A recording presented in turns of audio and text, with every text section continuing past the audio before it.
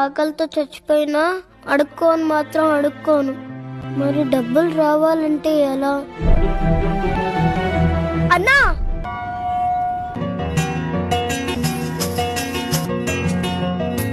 పువ్వు ఎంతరా? 10 రూపాయలు. థ్యాంక్ యూ రా. అయ్యా చిన్నపిల్లడైనా అడుక్కోకుండా ఎంత కష్టపడుతున్నాడు చూడరా రేయ్. మన పని చేసుకోవచ్చు కదా. అక్క, అన్నం ఎంత? 30 రూపాయలు. పప్పు 20 రూపాయలు. 2 కలిపించండి అయితే. అయ్యా పక్కనే కూర్చొని అడుక్కోమని చెప్పాను కదా, ఎక్కడికి వెళ్ళావు? మనం అడుకోవద్దు నాన్న. అడుక్కపోతే తిండెట్లా వస్తుంది అనుకున్నావు? పూలమ్మే నాన్న. ఇదిగో. కలిగిన బాధలన్నీ